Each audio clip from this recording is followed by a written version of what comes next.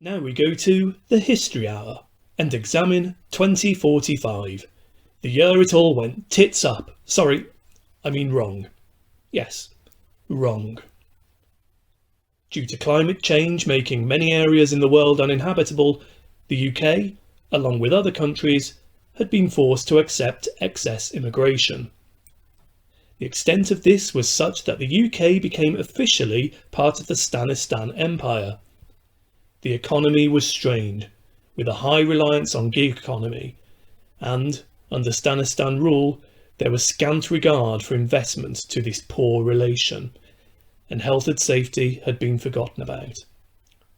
Now, in this hard-hitting documentary, we'll be interviewing people who were there, including Vinnie Apps, erstwhile of the West Midlands Police Force, and Sir Jacob Fotherington Thomas, ex-leader of the Commons in their Borsetshire nursing home. Looking back, it was unprecedented. I mean, like really, not like when you had those small-time problems like Brexit and COVID. I mean, we had hundreds of thousands of them coming over here from Central East Asia mainly. Because that global warming has suddenly got real, hadn't it? Flooded out a lot of them. I mean, so many coming over. Numbers-wise, I guess we were an annex of Stanistan. It felt like it anyway, by the time all that lot had come over.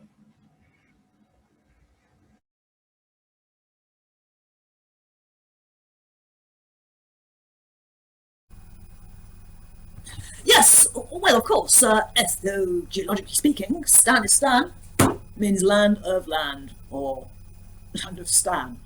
Although I'm not quite sure that's an ethno-geologically correct term for persons from that part of the world.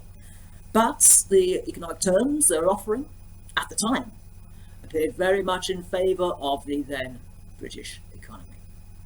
Live and let live me, but they have different standards, don't they? All keen on the gig economy. Job security went right out the window, if it was ever there to begin with. Hey, do you remember that classic from the golden age of DVD? Me, Damon Blake? That Pat Roach fella must have had tarot cards. And health and safety went out and all. God, I remember Jeremy Clarkson, God rest his soul, wishing we had it back. Last thing he said into his dash cam before ploughing into that lethal oak. Wishing we had it back. I mean, people still had cars then. And we had trees as well. What you have to think about is we were operating in extremely competitive markets, and that called for lean management, just-in-time production methods, and no surplus staff sitting around and waiting on company time. If you look back to the start of the 21st century, it's practically working to rule. Oh yes, of course, a few protests to start off with, futile attempts to uphold workers' rights, sanctions on how many hours a person could work, something like 50 hours a week, limits on how long drivers could drive for, that kind of petty fogging nitpick. But when they saw the new incoming migrant workforce, the Stans, as they got nicknamed, were going to undercut them, well, they soon got with the programme. Then B60, a factory dealing with flammable substances, went up in flames, causing great loss of life, creating an outrage, and many key employees in all walks of life went on strike in sympathy. The nation was pitted against itself. Striker versus non-striker. Families were torn asunder. Due to news blackouts, there was a proliferation of Twitter storms and fake news. Plant B60 dealt with some flammable substances, and it went up like a powder keg. Great loss of life. And that was just the start of it. People going on strike, they weren't going to take it anymore. Well, of course, the events at Plant B60 were extremely unfortunate. Of course, at that point, our government was no longer in charge. Do you see? I mean, nominally, we sail around the country, but the big players, in terms of financial backing, well, of course, it all came from Stan.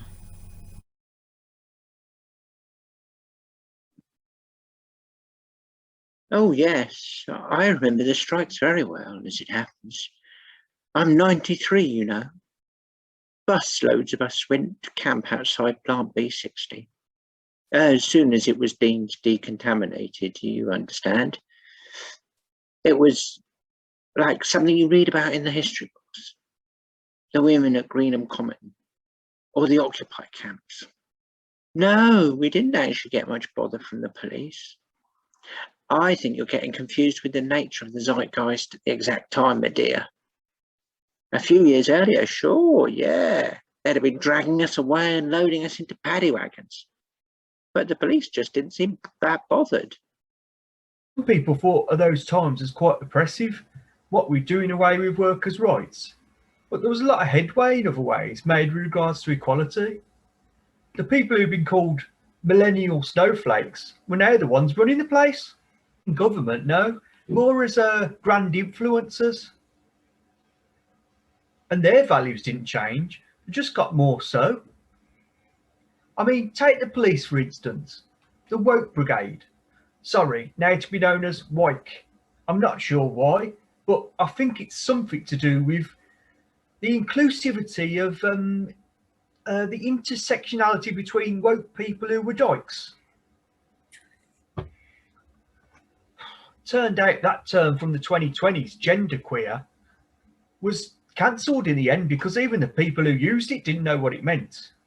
Or was it for white, as in when that Black Lives Matter stuff got really popular, and then it meant that white people felt like they were the minority, which when the stands came over, I guess they were. Sorry, where was I? White police. All that body positivity and fat acceptance stuff. Forgive me for using the old school language, but I'm in my early 50s, made its mark. And the police eventually did away with the fitness tests, saying it was discriminatory. I think it was around the time that Sophie Hagen got an OBE or something. Anyway, we didn't have to do that anymore. Essentially, we just sat at a desk and we could look in on the CCTV and the drones, you know, if anybody made a complaint later. Made my life easier. I was always lousy at them bleep tests. Global warming meant it was a hot winter, and tempers flared. In some ways, people wised up to a lot of things that were wrong with society. Unless, of course, it impacted the economy. Global warming didn't suit, especially as after 2020, everyone was so keen to fill their boots with foreign travel. Some people even flew to a different country just to get their groceries. Although that may just be some of the Kardashians. So anyway, in that particular winter, it was really hot. And you know what happens then? People's tempers start to fray. There was rioting in some places, and you can't blame people. I mean, they were having their livelihoods stolen from them by the stands. I didn't take part in it myself, you understand, but I know a few as did, and may have inadvertently, and quite by mistake, you must understand, acquired items that had been looted on the black market. I mean, you had to, didn't you? Needs must and all of that. What was it that I bought? Oh,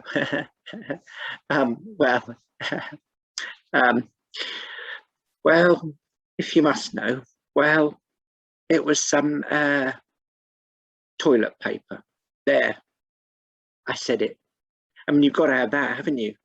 Especially since when the Green Party got in 2032, a plant-based diet was compulsory by law. All those chickpeas and spinach. And all the tabloid press had stopped issuing in print years before, so you couldn't use that instead. We had different names for different types of looting. A smasher if we just deck the window of a shop. A tackle if we rob someone on their way back from the shops. A COVID if we put out a web-based virus that sucked money out of people's accounts while they were shopping online. Do I see anything wrong with any of that? Hell no! We were just taking back what was rightfully ours, Robin Hood style, from the stands.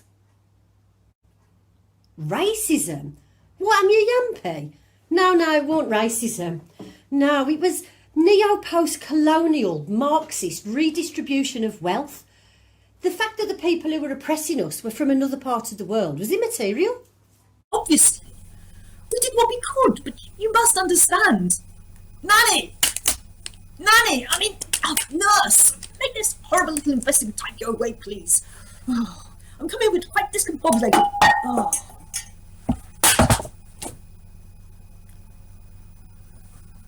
It's overstretched, all right. We're getting all these reports of the elderly fighting by the standpipes just to get water. And some of those elderly characters were stacked, you know. They're from the time when people went to gyms for fun. Well, they like bragging about it anyway on the social media. You know, they had these little maps showing where they've been running. That was before people realised that was a potential stalker's paradise. And they were mad for water, you know. They had these little water bottles, you know, the obligatory water bottle showing, oh, look at me with my little bottle of water going on my little massive run. The thing is, you need that stuff to live. And for the people who couldn't get any, well, it was literally survival of the fittest.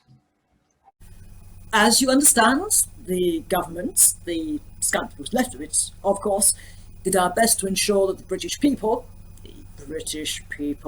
would not go undeserving. So we sought to amass funds to assist them while striking.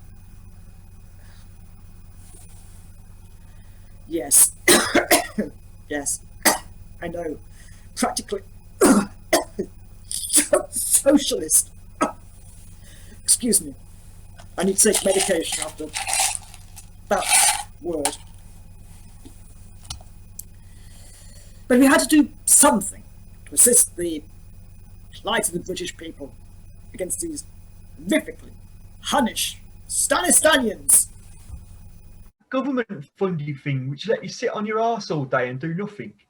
I think they nicked it off that bloke from the 20s, Dishy Summit, Furlong I think it was called. I wouldn't have minded going for that, but police weren't eligible and we couldn't go on strike either. A T&C of the job, essential grafter C. To maintain a degree of law and order, whatever that was supposed to mean by then. Thank Jesus, Mary and Joseph, I'm off the force now.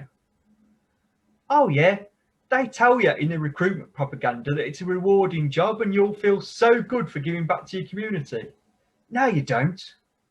You get hated by most, piss poor pay, and then you get struck off everybody's Christmas card list to December after you've told them that you've enrolled. Sorry, was that on mic? Can we lose that in the edit? The strikers had had enough and started to employ semi-terrorist outrages against public buildings and symbols of authority. Canary Wharf, the National Gallery, and Smethwick Council House all fell victim to this siege of attack.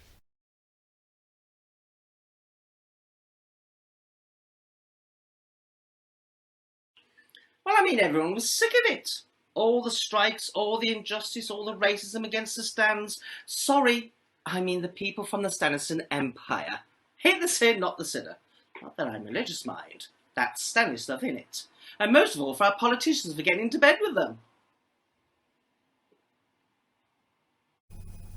Look, those rumours in the e-press at the time were totally unfounded. I'm not a crook. Where's my e-press officer? I will be suing. I will be suing.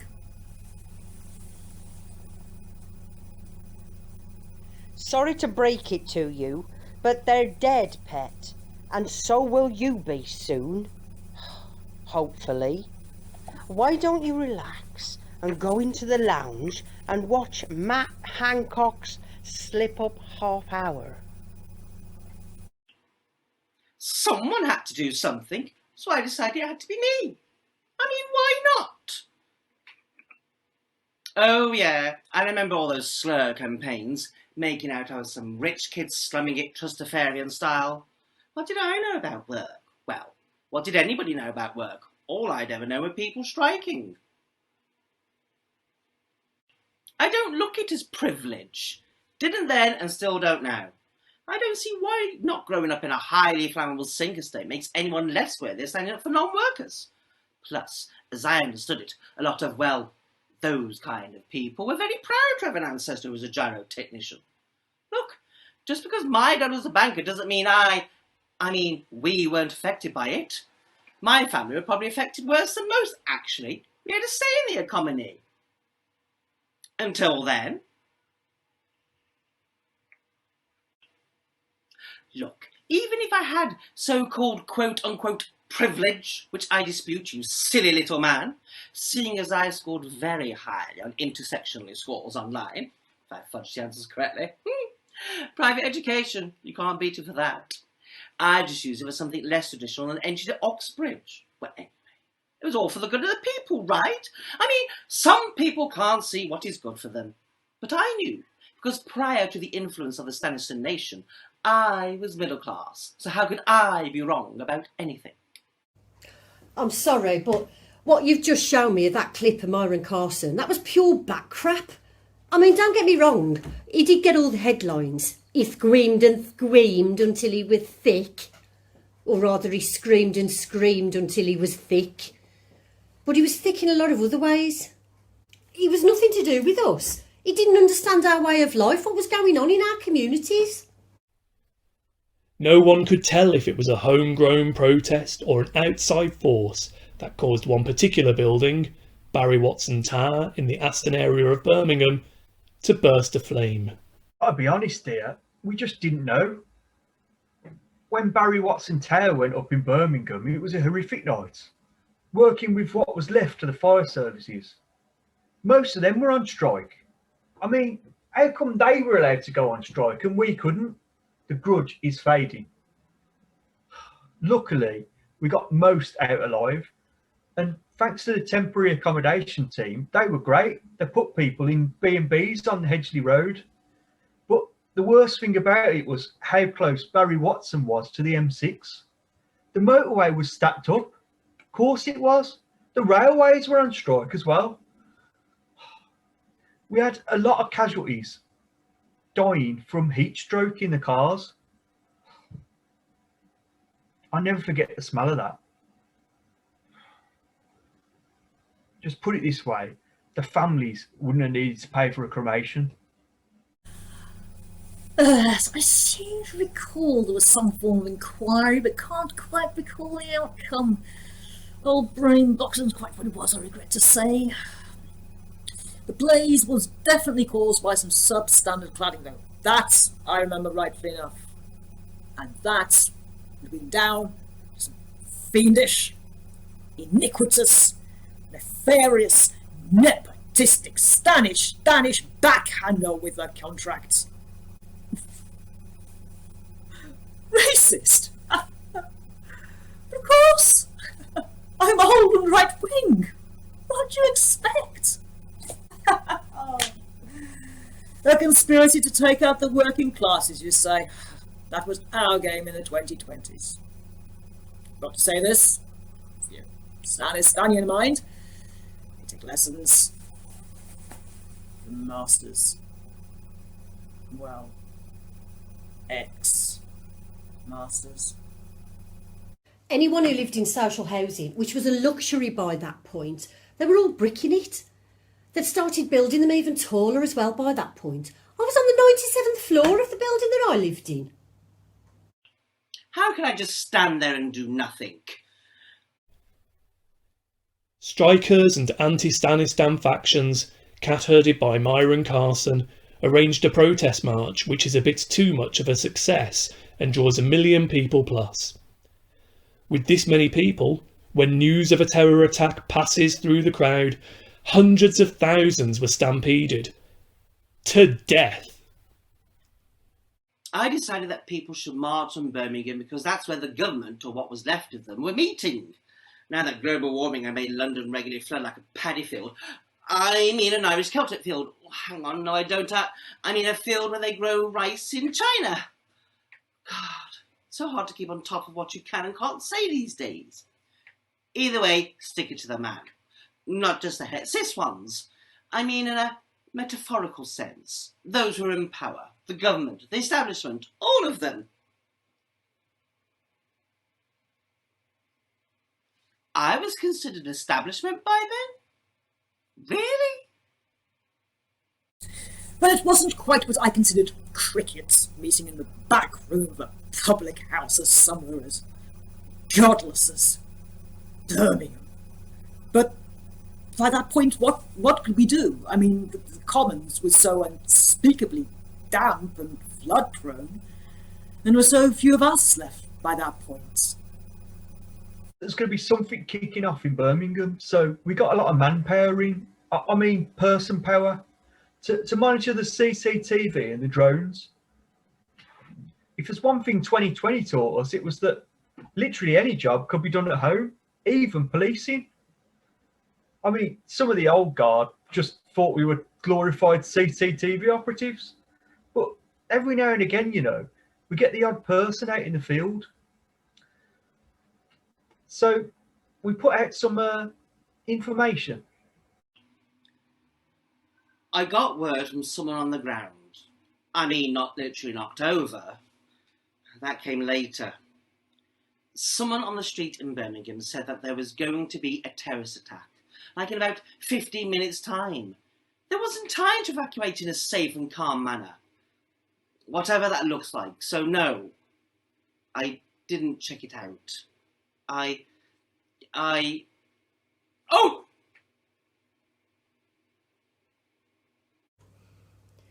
We were just there to fight the righteous fight, and it felt great, you know.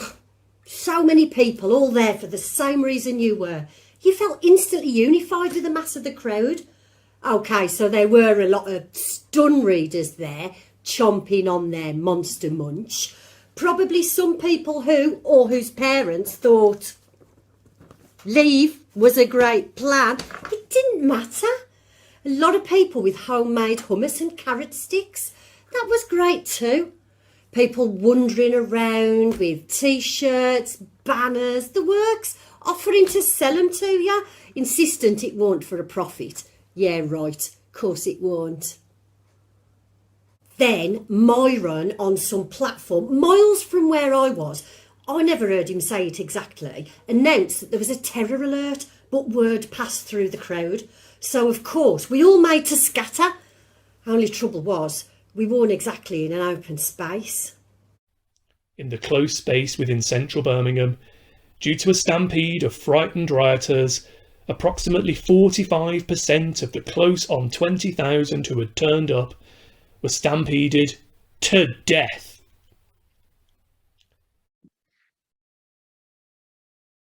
Yeah, I went with me husband, one of my sons, two of my daughters, who all brought the grandkiddies along. We thought we were doing something good for the country. All got trampled. What does Myron Carson have to say about that, eh?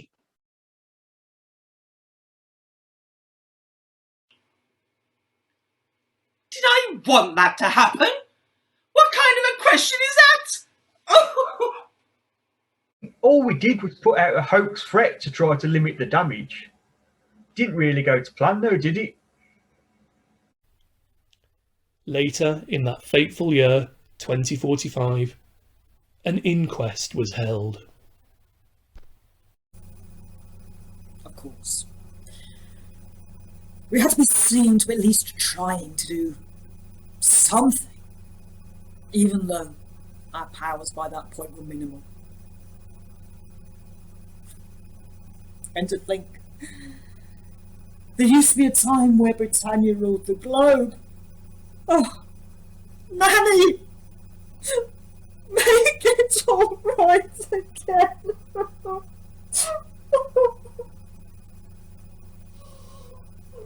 I'm not your nanny. I'm your nurse. You senile old git. Though I do still have to deal with your poopy under things.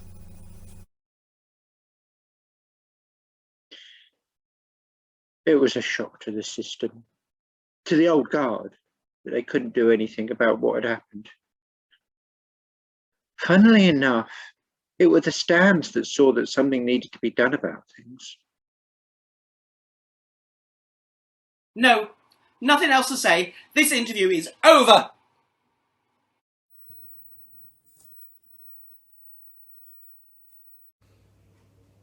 It just goes to show you need to be careful about who you get to represent you.